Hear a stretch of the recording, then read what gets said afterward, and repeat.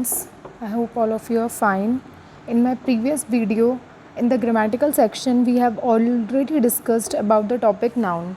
And in today's video, we are going to discuss about the topic pronoun. What is pronoun? Pronoun होता क्या है? Pronoun को हिंदी में हम सर्वनाम के नाम से जानते हैं. प्रोनाउन को हम नाउन के फ्रेंड के रूप में भी जानते हैं. नाउन के फ्रेंड के रूप में कैसे? नाउन क्या होता है? संज्ञा. किसी भी व्यक्ति का, वस्तु का या स्थान का नाम संज्ञा कहलाता है. अब किसी भी व्यक्ति के स्थान पे जब हम he, she, it, they, you, there, these, those ये सब चीज़ें यूज़ करने लगते हैं तो वो चीज़ क्या बन जाती है? प्रोनाउन बन जाती है. अब हम प्रोनाउन की देखते हैं डेफिनेशन. अब pronoun is a word which is used in place of noun. सर्वनाम वह शब्द है जो संज्ञा के स्थान पे यूज़ होता है. तो जैसे मैंने आपको बताया, किसी के भी नाम की जगह, किसी भी प्लेस के नेम की जगह अगर हम लोग ही, शी, इट, दे ये सब चीज़ें यूज़ करते हैं तो वो सब क्या होते हैं? प्रोनाउन होते हैं. इसीलिए ही प्रोनाउन को नाउन का फ्रेंड कहा जाता है. अब प्रोनाउंस के 9 भाग माने जाते हैं, किंतु प्रोनाउंस के 5 parts. There are 5 types of pronoun, जिसमें सबसे पहला हम पढ़ते हैं पर्सनल प्रोनाउन. पर्सनल प्रोनाउन को हिंदी में बोलते हैं व्यक्तिवाचक संज्ञा, जिसमें जो पर्सन है it is a personal pronoun जो खुद को डिनोट करता है. जैसे आज मैं बोल रही हूँ तो पर्सनल प्रोनाउन मतलब मैं खुद को डिनोट कर दूँगी. पर्सन स्पोकन टू और पर्सन स्पोकन ऑफ, जिससे बात की जा रही है या किसी अन्य पुरुष के ऊपर क्या है? बात की जा रही है. तो जिस सर्वनाम के बोलने से पहले सुनने वाला या अन्य पुरुष का बोध होता है उसको क्या बोलते हैं हम लोग? पुरुषवाचक सर्वनाम. सबसे अब फर्स्ट इसमें हम किस चीज़ का यूज़ करते हैं? I, we, you, they, he, she, it ये सब क्या होते हैं? Personal pronouns. किसी के नाम की जगह यूज़ करना, किसी जगह के नाम की जगह यूज़ करना. अब पर्सनल प्रोनाउंस भी 3 टाइप के होते हैं. First person, second person, third person. First person का मतलब होता है जो जहाँ स्पीकर खुद के बारे में बात कर रहा होता है. मतलब I am talking about my self. तो आई किस कैटेगरी में आता है? First person. सेकंड पर्सन आता है जिसमें हम जिससे कुछ कहा जाए उसके बारे में बात हो रही है, जैसे यू, दी, दो, दाइन या योर्स. थर्ड पर्सन मतलब किसी और के बारे में बात हो रही है. तो first person, second person, third person तीनों पर्सनल प्रोनाउन है. फर्स्ट पर्सन मतलब हम हमारे बारे में बात कर रहे हैं, जो स्पीकर बोल रहा है, जैसे मैं बोल रही हूँ तो फर्स्ट पर्सन. सेकंड पर्सन जो शो कर रहा है जिससे मैं बोल रही हूँ, जैसे मेरे सामने अगर कोई खड़ा है और मैं उससे बात कर रही हूँ तो वो हो जाएगा सेकंड पर्सन. और वहीं थर्ड पर्सन कौन होगा? जिसके बारे में इनडायरेक्टली हम बात कर रहे हैं. तो फर्स्ट पर्सन में हम आई, मी, अस, वी और अवर का यूज़ करते हैं. सेकंड में हम यू, दाऊ, दी, दाइन, योर्स. इसमें जो दी है, दाऊ है और दाइन है, इसका मतलब भी यू या योर होता है. दाऊ मतलब यू, तुम्हारा. स्टैंडर्ड इंग्लिश में हम इस तरीके से यूज़ करते हैं. और जो थर्ड पर्सन होता है जिसके ये क्या बताता है? जिनके बारे में कहा जा रहा है. तो इसमें हम ही, शी, इट, हिज, हर और इन देम का क्या करते हैं? प्रयोग करते हैं. तो ये हो गया फर्स्ट टाइप ऑफ प्रोनाउन, जिसको हम क्या बोलते हैं? Personal pronoun. सेकंड होते हैं रिफ्लेक्सिव. रिफ्लेक्सिव प्रोनाउन क्या होते हैं? जब भी हम किसी वर्ड के आगे सेल्फ लगा देते हैं. When self is added to a personal pronoun. ये जो पर्सनल प्रोनाउन के किसी भी वर्ड के आगे अगर हम लोग सेल्फ को ऐड कर देते हैं तो वो अपना काम क्या करता है? खुद कर लेता है. उसी को हम क्या बोलते हैं? Reflexive pronoun. और इसमें जो जोर दिया जाता है, इट्स एम्फेसिस द पर्सन. जिसके बारे में बात हो रही है उसी के ऊपर जोर दिया जाता है. जैसे हिंदी में लिखा हुआ है, जब किसी व्यक्तिवाचक सर्वनाम में सेल्फ, स्वयं के रूप को जोड़ दिया जाता है तो उससे यह प्रतीत होता है कि व्यक्ति स्वयं काम करता है या स्वयं के बारे में बात करता है. इसे ही हम क्या बोलते हैं? Reflexive pronoun. जहाँ पे क्या लग जाता है आपके उसमें सेल्फ. अब रिफ्लेक्सिव प्रोनाउन का एक चार्ट होता है. ये चार्ट है जब आप सिंगुलर में उसको कैसे यूज़ करेंगे और प्लूरल में कैसे यूज़ करेंगे. तो पर्सन में नॉमिनेटिव केस में हम क्या यूज़ करते हैं? फर्स्ट में आई. और ऑब्जेक्टिव केस में क्या करते हैं? मी.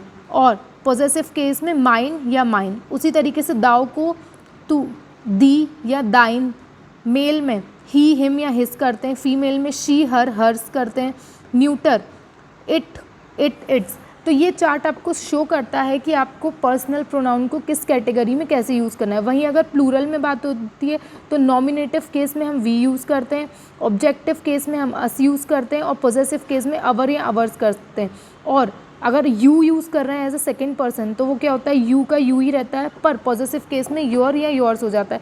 ये जो टेबल है या ये जो चार्ट है ये इंपॉर्टेंट है, आपको ये कन्वर्जन आना चाहिए कि किस केस में हमें क्या यूज़ करना है। जब पर्सनल प्रोनाउंस में सेल्फ शब्द या बताने हेतु के लिए किसी व्यक्ति को जोड़ा जाता है तो वो रिफ्लेक्सिव प्रोनाउन क्या होता है, बन जाता है। जैसे इसमें एक एग्जांपल दिया है, I saw the cow my self, मैंने उस गाय को खुद देखा था। Ram gave this book himself, Ram ने ये किताब क्या दी थी, खुद दी थी। तो सेल्फ का प्रयोग पर्सनल प्रोनाउन के रूप में एक अलग प्रकार का प्रोनाउन है, जैसे Ram himself gave me this book. इसके बाद नीचे आपको एक और टेबल दी हुई है। एक तो आपको ये जो ऊपर टेबल दी हुई है इसमें अगर हम फर्स्ट केस में नॉमिनेटिव केस में आई यूज़ करते हैं तो ऑब्जेक्टिव और पॉजेसिव केस में क्या यूज़ करेंगे, एज ए सिंगुलर और एज ए प्लूरल। ये आपको पूरा पढ़ना है और इन सब के नोट्स भी आपको अपनी कॉपी में बनाने हैं। नेक्स्ट जो केस आता है वो आता है, जो नेक्स्ट टेबल है हमारे इसमें, table of reflexive pronoun. First person में हम क्या यूज़ करते हैं नॉमिनेटिव केस में, माई सेल्फ या अवर सेल्फ, कर्ता कारक या और संबंध। जब पॉजिटिव केस आता है तो माइन ओन या own, our own. Second person में thy self, your self, thy own या योर ओन। थर्ड पर्सन में जब बात आती है तो him self, her self, it self, them self, his own. ये आपको सेंटेंस में किस टाइप से इनका यूज़ होगा उसके अकॉर्डिंग आना चाहिए, इसलिए आपका first person, second person, third person में किस फॉर्म को किस तरीके से यूज़ करना है ये इंपॉर्टेंट है। नेक्स्ट है, माय का उपयोग उस समय किया जाता है जबकि नाउन का उपयोग इसके बाद किया जाता है, लेकिन माइन का प्रयोग उस समय किया जाता है जबकि नाउन नहीं रहता। तो जब हम माय का यूज़ करते हैं मतलब this is my book, my के बाद जो बुक आ रही है, बुक क्या है, नाउन है। जबकि माइन का यूज़ कहाँ करते हैं, माइन का यूज़ करते हैं this book is mine. Mine जो है वो बाद में आएगा और नाउन क्या आ जाएगा, उससे पहले आ जाएगा। तो आपको ये छोटे छोटे जो वर्ड्स होते हैं इन सब का यूज़ करना किसको, तो ये याद रखिए माय जो होता है, माय के जस्ट बाद क्या आता है, नाउन आता है, और माइन जो है उसके क्या आता है, पहले नाउन आता है।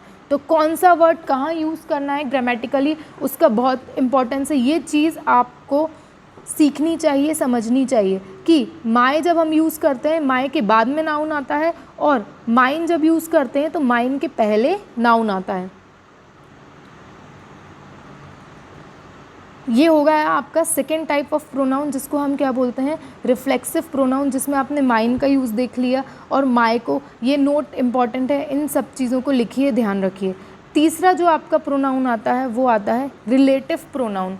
रिलेटिव प्रोनाउन को अगर हम हिंदी में बात करें तो उसको हम क्या बोलते हैं, संबंधवाचक सर्वनाम। तो a pronoun which refers to some noun before it and join sentence is called relative pronoun. एक ऐसा प्रोनाउन जो किसी नाउन को रिफ़र करता है उसके पहले और दो सेंटेंस को क्या करता है, कंबाइन करता है। मतलब यहाँ पे हम बेसिकली बात जो करेंगे वो कंजंक्शंस की करेंगे, तो उसे क्या बोलते हैं, रिलेटिव प्रोनाउन। जैसे वह शब्द जो नाउन की ओर संकेत तो करता है और वाक्यों को जोड़ता है उसे रिलेटिव प्रोनाउन कहते हैं। इसमें रिलेटिव प्रोनाउन कौन कौन से, हु, विच, हुज, हुम।